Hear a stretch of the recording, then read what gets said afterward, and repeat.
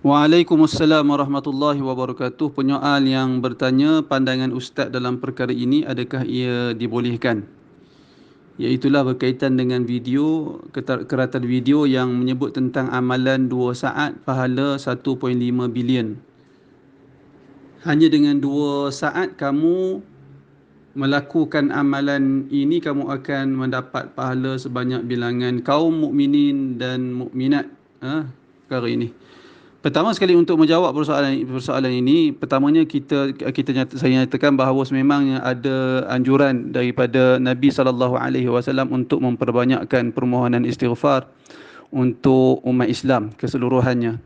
Antara dalil yang saya maksudkan iaitulah hadis, antaranya hadis yang diriwayatkan oleh Al-Imam At-Tabarani daripada Ubadah ibn Samit radhiyallahu anhu, yang mana beliau berkata, sami'tu Rasulullah sallallahu alaihi wasallam yaqul, aku pernah mendengar Rasulullah sallallahu alaihi wasallam bersabda, man istaghfara lil mu'minina wal mu'minat kataballahu lahu bi kulli mu'minin wa mu'minatin hasanah.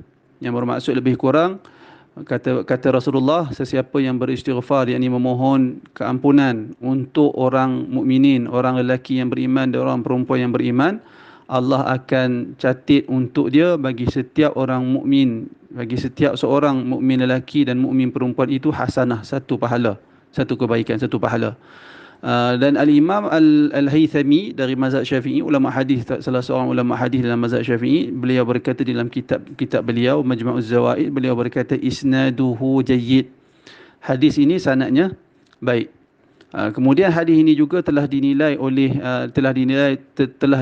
sebagai hasan oleh Syekh Nasiruddin Al-Albani rahimahullah.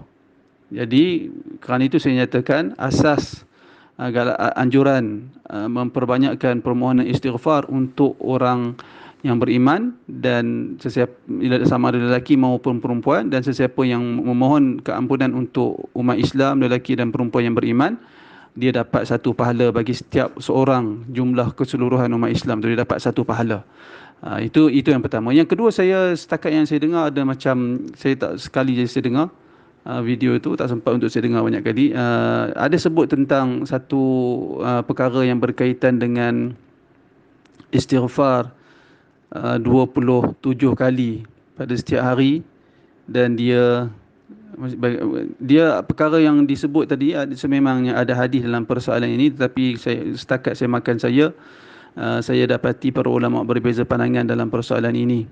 Hadis yang saya maksudkan iaitulah hadis yang juga diriwayatkan oleh Al-Imam Tabarani daripada Abu Darda radhiyallahu anhu, di mana kata Abu Darda, Nabi sallallahu alaihi wasallam bersabda, man istaghfarallahu 27 marrah kulla yawmin lil mu'minina wal mu'minat kana min alladhi yustajabu du'auhum wa yurzaqu bihim ahlul ardi wa binuzulil matari wa ghairihi. Yang bermaksud lebih kurang, sesiapa yang memohon keampunan kepada Allah sebanyak 27 kali dalam setiap hari untuk orang-orang lelaki yang beriman dan orang-orang perempuan yang beriman, maka orang yang melakukan hal sedemikian, memohon istighfar 27 kali tadi ini untuk orang lelaki dan perempuan yang beriman, dia itu dari kalangan orang-orang yang dimustajabkan doa mereka dan diberikan rezeki dengan sebab mereka kepada penghuni bumi, dengan diturunkan hujan dan seumpamanya. Jadi hadis ini saya nyatakan sebentar tadi, para ulama nampak seperti berbeza pandangan. Al-Haythami sendiri, ketika dia memberi komentar terhadap hadis ini, beliau berkata fihi Uthman ibnu Abil Atikah. Di dalam sanad hadis ini ada seorang rawi yang bernama Uthman bin Abi Al-Atikah, wathaqahu ghairu wahidin. Dia ni Uthman bin Abi Al-Atikah ini telah dithiqahkan, telah dianggap sebagai seorang rawi yang thiqah oleh lebih dari seorang ulama. Wa da'afahu al-jumhur, akan tetapi majoriti ulama mengatakan Uthman bin Abi Al-Atikah ini seorang yang daif. Kemudian kata Al-Haythami, wa baqiyatu rijalihil musammina thiqatun, adapun baki periwayat yang lain dalam hadis ini kesemuanya thiqah. Sekalipun demikian, Syekh Nasiruddin Al-Albani rahimahullah telah menilai hadis ini sebagai dhaif. Kalau kita lihat berdasarkan perkataan Al-Haythami ini, menunjukkan ada perbezaan pendapat di kalangan ulama. Kerana itu saya pun tak sempat semak lebih panjang tentang persoalan ini. Apapun kita tidak bantah perkara-perkara yang seumpama ini, melainkan setelah dibuktikan hadis ini dhaif yang bersangatan sebagai contoh, itu pun kita tak bantah dalam bentuk kalau kita nak bantah pun bentuk dalam bentuk beradab, dan dia tak termasuk dalam perkara yang perlu dicegah.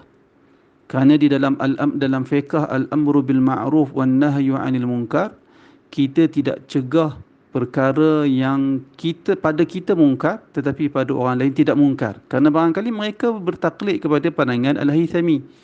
Kerana itu persoalan-persoalan yang seperti ini perlu ditangani dengan mesra, dengan toleransi, kerana orang-orang yang beramal ataupun perkara ini kita nak kata tak ada asas, dia ada asas. Dia ada asas. Apatah lagi saya sendiri tidak pasti apakah hadis ini dhaif bersangatan ataupun tidak. Tetapi kalau kita tengok perkataan Al-Haythami ini, sehingga beliau berkata wathaqahu ghairu wahidin, dianggap thiqah, dinilai sebagai thiqah Uthman bin Abil Atikah ini bukan seorang dari kalangan ulama. Maknanya beberapa ulama lah, walaupun ia berbeza dengan pandangan majoriti, tetapi ada beberapa ulama yang menilai Uthman ibnu Abil Atikah ini sebagai thiqah.